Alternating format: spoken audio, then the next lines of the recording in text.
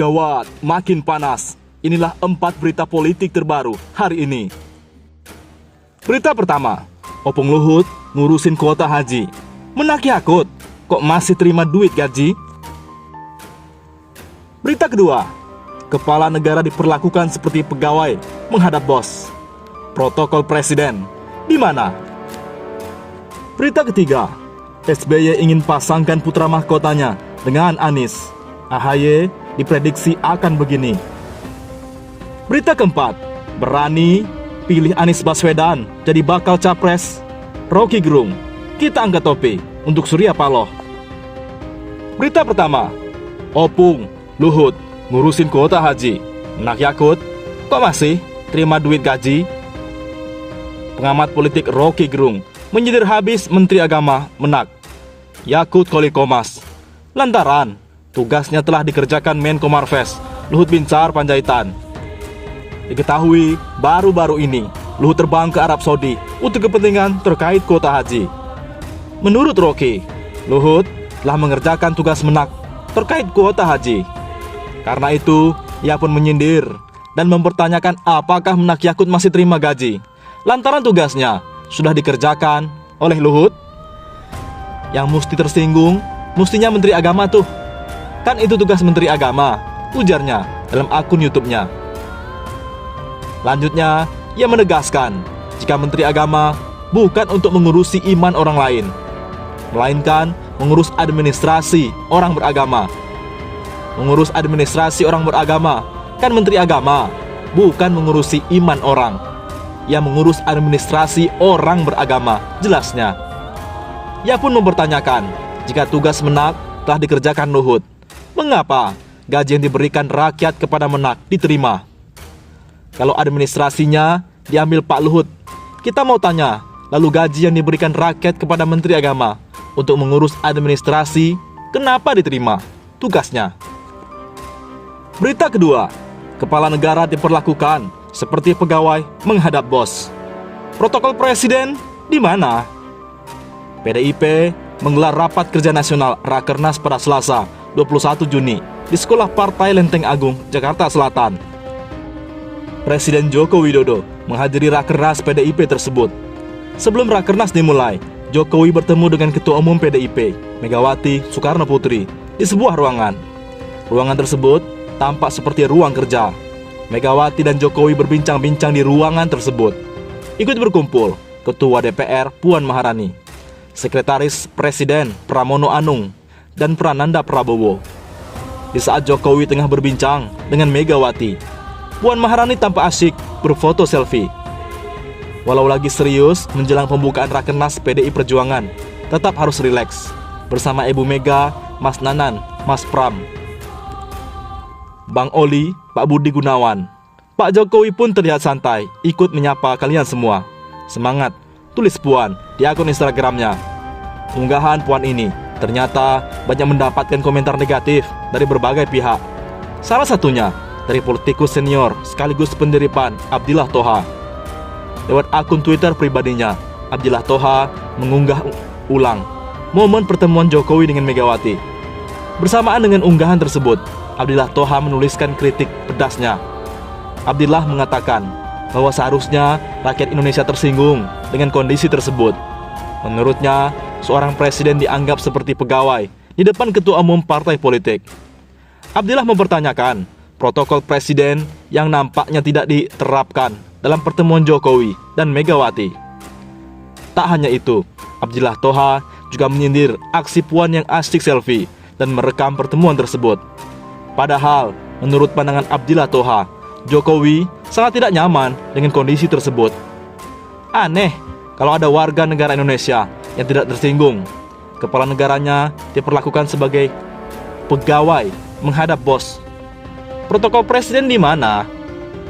Putrinya dengan bangga merekam peristiwa itu, meski presiden tampak keberatan. Ampun, tulis Abdillah Thoha di akun Twitternya. Berita ketiga, SBY ingin pasangkan putra mahkotanya dengan Anies. AHY diprediksi akan begini. Partai politik di Indonesia mulai munculkan jagoan pilihannya yang akan maju dalam pemilu 2024. Salah satunya sosok Ketua Partai Demokrat Agus Harimurti Yudhoyono (AHY) yang akan digadang akan maju. Tapi sayangnya, sosok pilihan Partai Demokrat yang akan memajukan AHY belakangan menimbulkan penilaian dari beberapa kalangan, termasuk lawyer Saiful Huda yang turut berkontribusi memberikan penilaiannya terhadap sosok AHY. Kemampuan AHY baik dalam memimpin Partai Demokrat maupun dijagokan pada Pilpres 2024 masih menjadi perhatian terkait kemampuannya. Bahkan AHY masih tergolong muda dan minim pengalaman dalam hal kepemimpinan. Mulanya Saiful menulis bahwa Anies Baswedan ini dibackingi oleh Surya Paloh dan Yusuf Kala. Menurut amatannya, justru dua saudagar kaya di Indonesia itu sudah lama menginginkan Anies Baswedan maju sebagai calon presiden pada Pilpres 2024. Selain Surya Paloh dan Yusuf Kala, di belakang Anies Baswedan, kedua saudagar kaya raya yang sudah lama kerancingan politik ini sudah lama peras otak untuk dapat mengusung Anies Baswedan sebagai capres atau minimal cawapres 2024. Katanya, sebagaimana tertulis dikutip dari Hops ID pada Rabu 22 Juni. Adapun Susilo Bambang Yudhoyono diterangkan telah mengetahui rencana kedua saudagar kaya itu, sehingga SBY diam-diam berusaha untuk mengambil peluang itu. SBY menangkap sinyal politik ini sejak lama. Karenanya, SBY selalu berusaha mengajukan nama anak kesayangannya, yakni Agus Harimurti Yudhoyono (AHY), untuk dipasangkan dengan Anies Baswedan, tulisnya lagi. Sayangnya, AHY dinilai masih tergolong belum pantas, sehingga potensi dilirik oleh partai-partai koalisi terbilang kecil.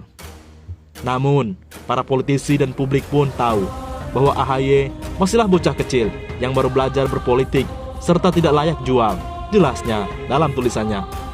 Karena itu, sebabnya AHY terpaksa disuruh mereka berdua latihan pidato tanpa teks terlebih dahulu, dan SBY dipersilahkan terus berlatih melukis dan menciptakan album-album lagu terbarunya. Semumpung Dodi Dores sudah tiada, pungkas Saiful. Prediksi Anies tak bisa jadi capres. Boy Cyrus Network. Boleh, taruhan mobil Alphard. Pendiri Cyrus Network dan pengamat politik Hasan Nasbi mengatakan kans Gubernur DKI Jakarta Anies Baswedan untuk menjadi calon presiden sangat kecil. Bahkan, ia berani bertaruh mobil Alphard untuk prediksinya ini. Menurut Hasan, berdasarkan kalkulasi perkiraan koalisi saat ini, Anies yang tak punya partai akan sulit untuk diusung.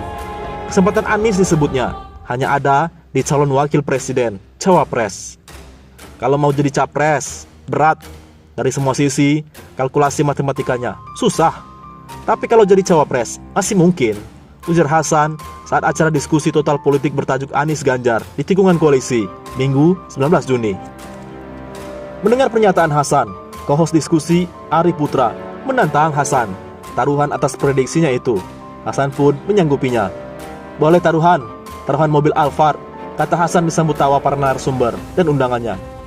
Hasan menjelaskan, kemungkinan Anies untuk menjadi capres kecil karena tak punya tempat di koalisi partai. PDIP yang sudah memenuhi presidensial threshold atau ambang batas minimal mengusung capres 20%, kemungkinan mendorong Ganjar Pranowo atau kader lainnya. Memegang suara terbanyak kedua, Gerindra, juga pasti menjadi pemimpin koalisi karena mengusung Prabowo Subianto. Selanjutnya, Koalisi Indonesia Bersatu yang berisi Golkar, P3 dan PAN juga kemungkinan akan mengusung Erlangga Hartanto. Ada juga Koalisi Semut Merah yang beranggotakan Demokrat, PKB dan P3. Dan PKS juga kemungkinan kecil mengusung Anies. Sisanya Nasdem yang sudah jelas ingin mengusung Anies dan partai menengah lainnya. Juga disebutnya hanya akan mengekor kepemimpinan koalisi yang sudah ada. Kan sekarang yang mengusung coba lihat, Nasdem sama PKS lah. PKS sama Nasdem itu menurut saya hanya bisa mengusulkan calon wakil presiden, bukan calon presiden, ucapnya. Sementara Gerindra dan PDIP diyakininya akan membuat poros koalisi baru dengan merekrut partai menengah lainnya.